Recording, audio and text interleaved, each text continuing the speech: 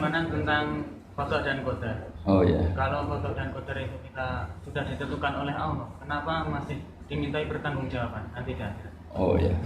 Betul betul.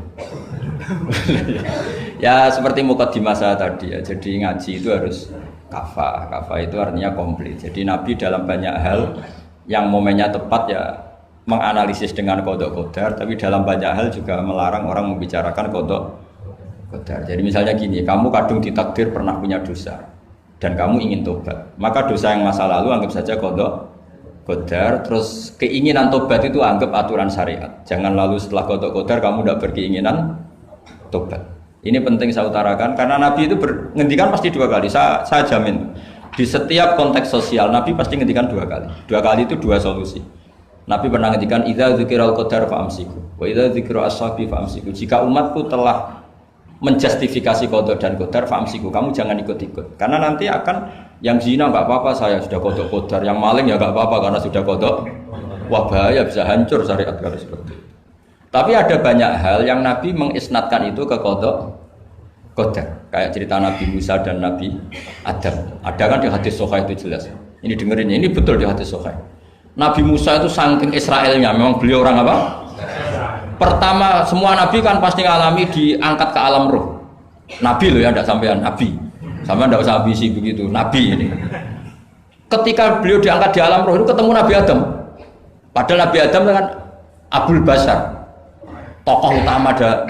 Pertama ketemu langsung ngomong gini, anta Adam, kamu betul yang namanya Adam? Ya saya Adam. Antal ladzi akhrajtan nasa minal jannati wa asqaitahum. Saya hafal hadisnya. Antal ladzi akhrajtan nasa minal jannati wa asqaitahum. Gara-gara kamu orang enggak hidup di surga.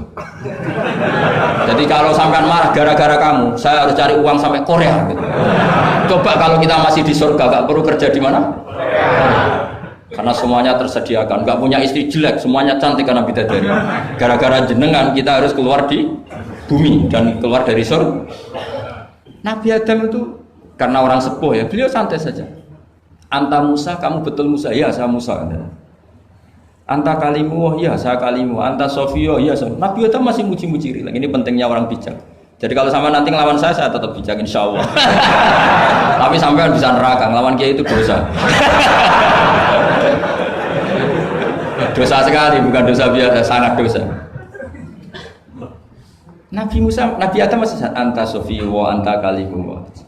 Bukankah kamu melihat di Taurat bahwa saya akan dosa dan akan dosa saya sudah ditulis 40 tahun sebelum saya dosa? Iya ya Musa. Iya ya Nabi Adam, ya betul gitu. Berarti kamu mengkritik saya atalumunani fi amrin qad qadahu. Kamu mengkritik saya, menyalahkan saya dengan sesuatu yang sudah diqada-qadar oleh Allah sebelum saya lakukan. Jadi sudah ditulis sama Allah 40 tahun sebelum saya salah sudah ditulis skenario-nya nanti Adam akan salah terus keluar dari surga. Memang dari awal Allah skenario-nya seperti itu.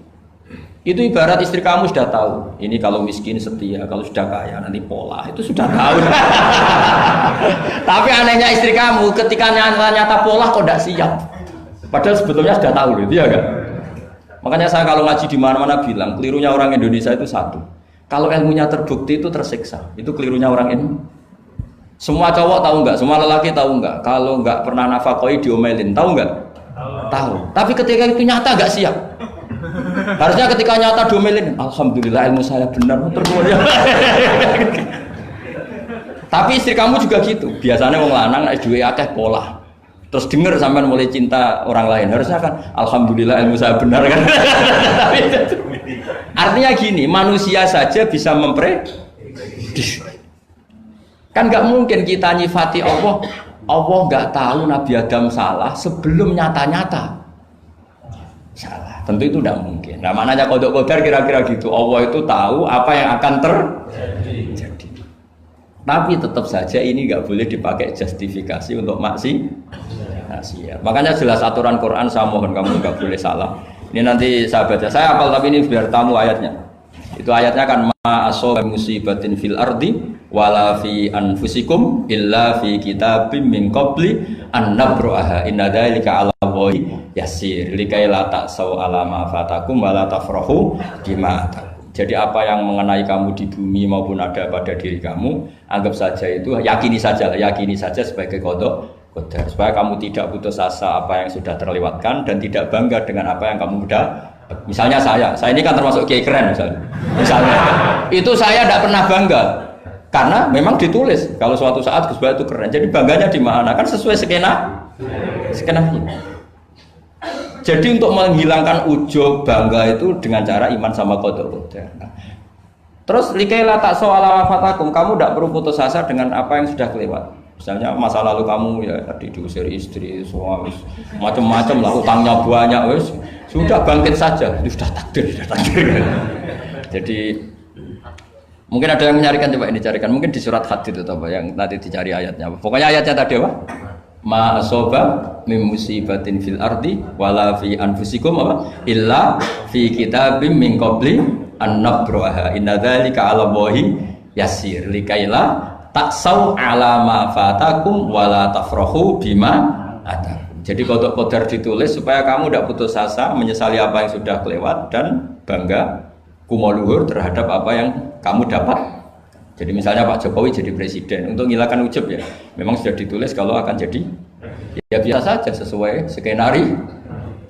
Ya sama seperti sampean suatu saat tua terus untukmu coplok terus dredeg kepleset tiba. Soalnya harus senang saja.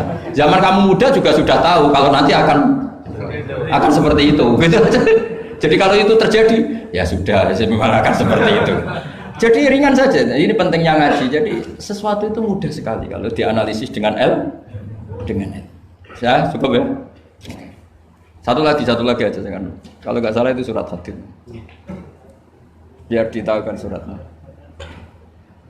Diumumkan siapa? Surat apa? Hadid betul? Hadid 22. Hadid 22 ya. Hadid 22.